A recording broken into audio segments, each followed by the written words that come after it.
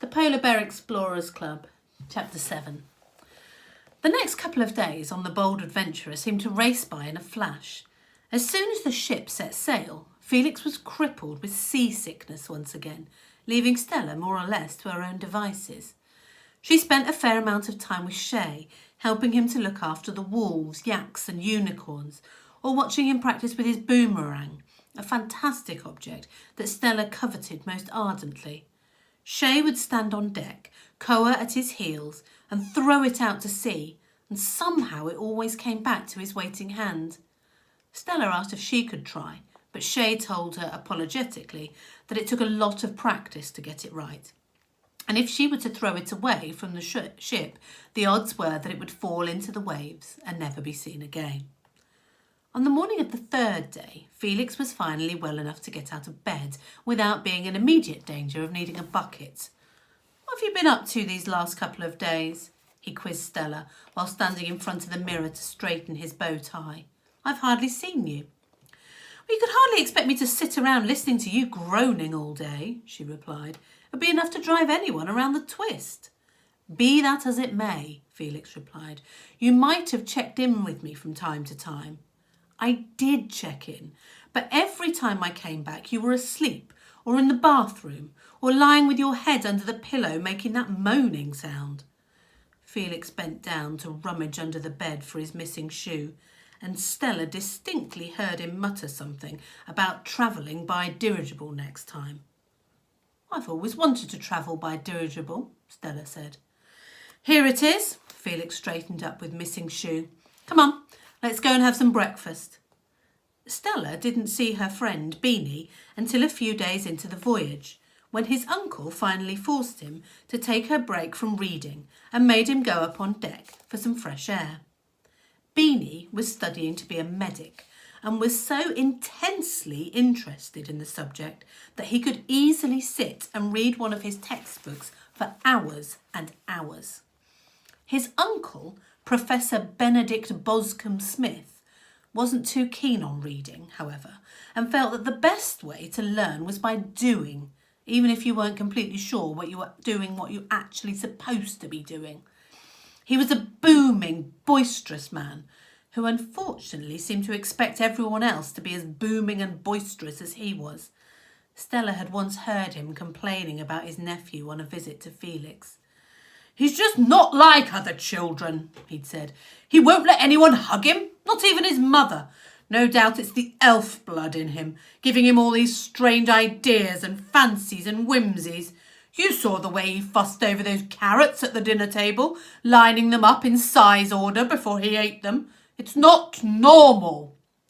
"My dear Benedict, I'm sure I have no idea what normal even means. And does it really matter how the boy chooses to eat his carrots in the grand scheme of things?" Felix asked. "It's how he got that ridiculous nickname, you know," Professor Smith went on, as if Felix hadn't spoken. "He loves jelly beans, goes nuts over them, so his mother puts a packet in his lunchbox every day. But rather than just eating them, he separates the beans into colour groups first. It's the most ridiculous thing you ever saw. And now they all call him Beanie." "Well, there are worse things they could call him. Besides, I think you're really placing too much importance on... Plus, he has this crack-brained idea that he's going to be the first explorer to reach the other side of the Black Ice Bridge," Professor Smith said, "even though everyone knows it can't be done. Every explorer who's ever attempted it, including the boy's own father, has vanished without a trace. It's his mother's fault. Elves will have these strange ideas, but she's convinced Benjamin that he can do anything a normal child can do." "She sounds like a fine woman," Felix said. Professor Smith scowled. "A deluded woman, more like. Aside from all his quirks, Benjamin is far too shy to be an explorer." "Being shy is a personality trait," Felix replied with a touch of reproach. "Not a fault." "Did you ever hear of a shy man being an explorer, Pearl?" Professor Smith boomed. "Of course you didn't. The very idea. Shy men twiddle their thumbs indoors." "Thumb twiddling?" Felix exclaimed. "That's number 135 for the list." "List?" Professor Professor snapped. What list? I'm drawing up a numbered list of ways I would rather choose to spend my time than moustache grooming and beard oiling, Felix began to explain. But Professor Smith shook his head impatiently and said, Felix, please keep the matter to hand. As I was saying, an explorer must be brave, bold, courageous, redoubtable. Brave and courageous mean the same thing, Felix has said with a sigh. And most of the redoubtable people I've met have been insufferable. Quite insufferable, I'm afraid. No, I'm sorry, Benedict, but you're talking absolute balderdash, you know. A fearless man is far more likely to meet his death on an expedition than a thoughtful, careful one. Beanie is perfectly fine just as he is. Back on the ship, Stella came up on deck to find Beanie stood on the side of the railings, overlooking the icy ocean and holding a butterfly net. He was the same height as Stella, with dark hair that tended to stick out in all directions, as Beanie simply couldn't stand to have his hair combed. He didn't like having it cut either, and was wont to make the most gigantic fuss whenever his uncle dragged him to the barber's, even then when there were jelly bean bribes involved. His hair was always clean, though. Beanie rated personal hygiene very highly. As Benedict Boscombe Smith had said, there was, indeed, elven blood in Beanie's family, and you could see this in his slender build, the way that the tips of his ears were slightly pointed, and the fact that his black hair had the odd fleck of blue in it if you looked really closely. There were 3 or 4 sea butterflies in Beanie's net, and it seemed as if they'd been there for some time, because they all lay forlornly on their sides, their wings trembling slightly. As Stella watched, Beanie raised his free hand, and a glittery golden glow seemed to flow out of his fingertips, surrounding the butterflies.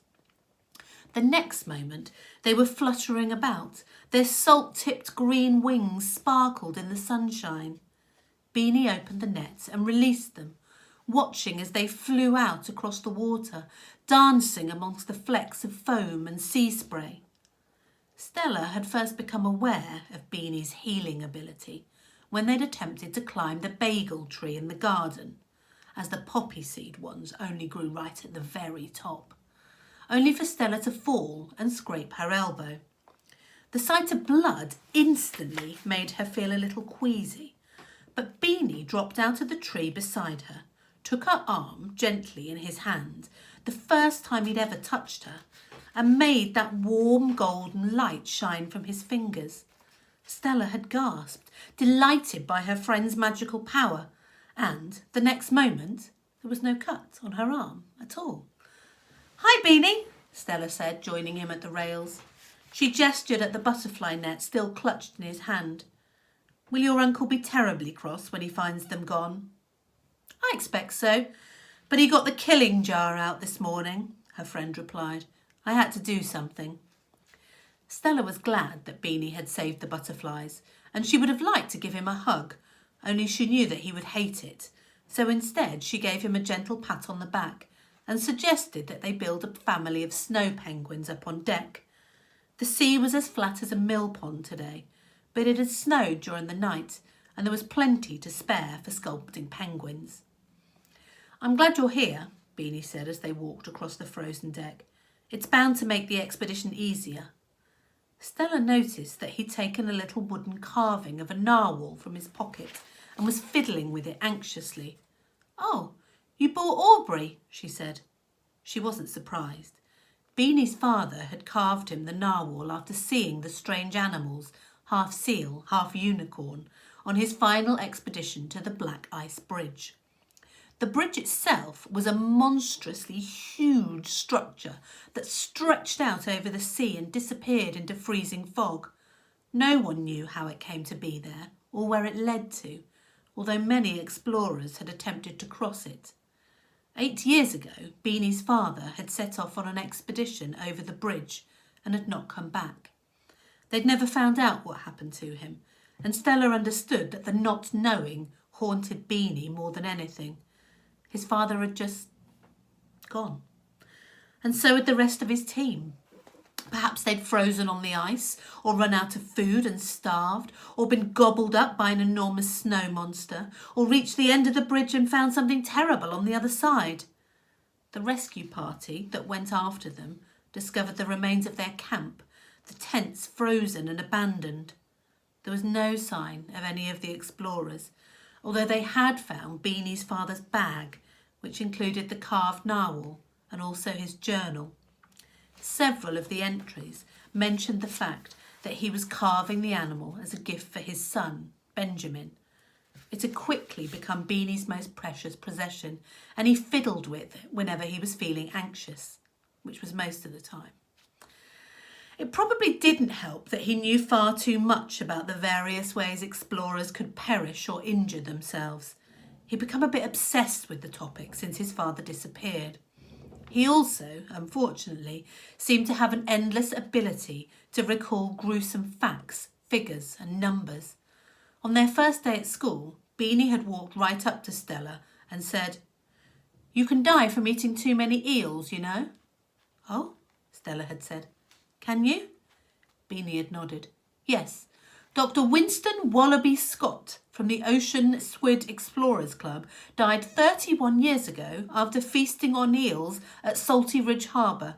I thought I'd better tell everyone. Mum says being nice to people is how you make friends." Unfortunately, their classmates found Beanie a bit odd. Stella thought he was nice and odd. In fact, Felix said that all the most interesting people had a little oddness about them, one way or another. Stella and Beanie found a clear patch of deck where there weren't too many sailors stomping about. The snow on the ground was white and crisp and sparkling, so they set to work and soon had a fine-looking family of snow penguins. Stella had just completed a particularly happy-looking snow penguin mum to go with Beanie's penguin baby when a familiar, cold voice said, "What exactly are those things supposed to be?" Stella turned and saw Ethan Edward Rooke leaning against the rails, watching them. He wore his black ocean squid robe and had the same superior expression on his thin face as before. His pale hair was brushed straight back, his collar was pressed and starched, and even here on the ship he looked immaculate. Stella felt the same prickle of dislike she'd felt before, but remembering her promise to Felix, she said, "They're snow penguins. Do you want to join us?" Ethan's lip curled. "Aren't you a bit old for building snow penguins? They look more like snow lumps besides." He flicked a gloved hand towards Beanie and said, "Who's that?" "This is my friend, Beanie." "You can't be serious," Ethan replied, already curling his lip in disdain. "What's your real name?" "Benjamin Sampson Smith," Beanie said, but the words came out so quietly that they were practically snatched away on the wind, and Stella felt obliged to repeat them. Stella could tell Beanie was feeling anxious because he took Aubrey back out from his pocket and started to fiddle with the wooden narwhal. "I'm Ethan Edward Rooke," Ethan said, looking pleased with himself. "I'm a magician, you know." "I like jelly beans," Beanie said, desperate to make a contribution to the conversation but not quite sure how he ought to go about it. Ethan gave him a puzzled look. "Doesn't everyone?" "My cousin Moira doesn't," Beanie said, "but Stella says that's just because she's a snot." Stella had only met Moira once, at Beanie's last birthday party. He'd optimistically invited the entire class from their school, and, as usual, everyone had made excuses or come up with a sudden change of plans, or else simply didn't bother to reply to the invitation at all. So when Beanie turned 12, there were exactly 2 guests at his party, Stella and Moira. Moira turned her nose up at the jelly bean birthday cake, saying it was babyish and Beanie was weird and that she didn't even want to be there. So Stella called her a snot and said she and Beanie would eat the cake all by themselves, which they did, although they both felt a little bit ill afterwards. "I've got some jelly beans somewhere," Beanie said, fumbling in the pockets of his grubby cloak. "My mum gave them to me before I went." He drew out a handful and gave them out to Ethan. "Would you like some?" The magician recoiled. Heavens, no! I don't know where they've been. Beanie looked puzzled. They've been in my pocket. Stella was strongly tempted to tell Ethan to go away, but felt she ought to make one last attempt to be nice, whether he wanted her kindness or not. She took a jelly bean from the pile in Beanie's cupped hand and said, We should arrive at the Icelands in another week or so. Are you looking forward to the expedition? Ethan shrugged. What's there to discover? The Icelands are just ice. They can't possibly compare with the secrets of the sea. Still, I suppose it will be dangerous enough, what with all the yetis stomping about. There's a good chance that many of us won't make it back at all. Even if you manage to escape being eaten by a yeti, many explorers before us have got lost in the snow and starved. Beanie flinched and dropped the remaining jelly beans, which scattered into the snow at his feet. Stella knew he was thinking of his father, lost somewhere on Black Ice Bridge. You shouldn't talk about starving on the start of an expedition, he said nervously. Dad always said it was bad luck. I don't give two hoots what your father thinks, Ethan replied. Magicians don't care about silly superstitions like that. Don't you know who you're talking to? Beanie frowned, even more confused. Ethan Edward Rooke, he said. The magician, you told us that 4.5 minutes ago. Don't you remember? Perhaps you've got a memory problem. That can happen sometimes, although usually not until you're very old and have to take your teeth out and put them by a little glass by the side of your bed at night.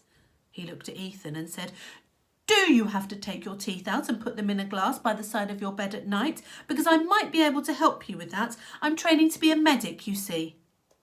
Good Lord, Ethan said, staring. He turned to Stella. Is he an absolute freak or just a plain idiot? Freak, idiot, weirdo, nutcase.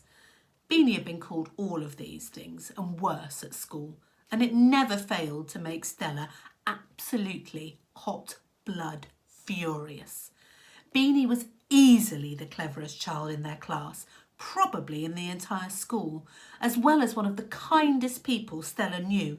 He was just different, and people never failed to say cruel things to him because of it. She bent down and picked up the nearest snow penguin. It held together well enough as she straightened up and walked towards Ethan. The expression on her face made the magician feel suddenly alarmed, and he tried to take a step away, but was already pressed up against the side of the boat, the railings digging firmly into his back.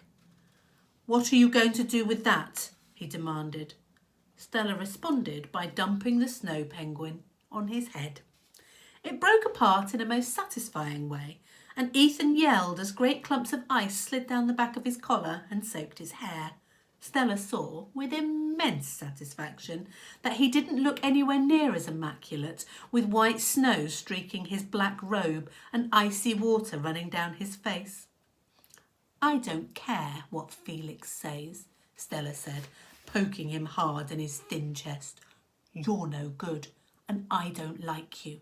If you're mean to Beanie again, I'll crush you. You crush me? Ethan was almost spluttering with outrage. I'm the magician here. Why, I ought to turn you into a little blind mole rat right now and toss you straight into the sea. He started to raise his hand, and for a horrible moment, Stella wondered whether he actually would turn her into a mole rat. She had a terrible vision of herself as a tiny, blind, pink thing thrashing about in the waves as she watched the ship sail further and further away. Or perhaps he'd mess it up again and turn her into a tiny dancing polar bean, which would almost be worse, really. I'll teach you a lesson you'll never, Ethan began. Say, that sounds interesting. Can anyone join the lesson? A voice asked. Stella turned and saw Shay just behind her. It was the first time she'd seen him wearing his blue polar bear explorer robes rather than an old shirt and trousers he wore to take care of the wolves. He had 4 of the expedition wolves with him, 3 grey ones and a brown one, and they were circling his feet, pressing up close to his legs. This has nothing to do with you, Ethan said, pointing at him, so get lost, whoever you are. One of the wolves instantly bared its teeth at him, and the magician hurriedly lowered his hand. "Well, well," Shay said, looking him up and down. "Aren't you an uppity little prawn?" "I'm taller than you are," Ethan spluttered in outrage, "and no one calls me a prawn. I'm not uppity either. I'm going straight to the captain to report a member of the Polar Bear Explorers Club for assault." Stella's heart sank. Felix definitely wouldn't like that. He wouldn't like that at all. "My name, if you care, is Shay Silverton Kipling, and I ought to call for the captain myself." Shay reached down to scratch one of the wolves behind the ears. "It's against maritime law to make magical threats against someone at sea, as you must already know." "Oh, you lot aren't worth my time," Ethan said before stamping off along the deck, leaving a wet trail of melting snow behind him. "I didn't need your help," Stella said to Shay, although she wasn't sure that was entirely true. She really hadn't wanted to be turned into a mole rat after all. "But thanks." Shay inclined his head slightly. "Any time, Sparky." Stella turned to Beanie to introduce him, but the boy's attention was firmly fixed on his narwhal, and he barely glanced at Shay before mumbling, "Hello, I'm Beanie. I like jelly beans and narwhals, and now I'm going back to my cabin to study my medicine books and read about teeth." And with that he turned and hurried away across the deck. "Oh dear, he doesn't mean to be rude," Stella said. She really didn't want Shay to dislike Beanie too. He just finds conversation difficult and needs to be alone sometimes, that's all. "Seems fair," Shay said agreeably. "Wolves can be like that too. Sometimes they just want to be part of the pack. Other times they just want to be left in peace. Nothing wrong with that at all."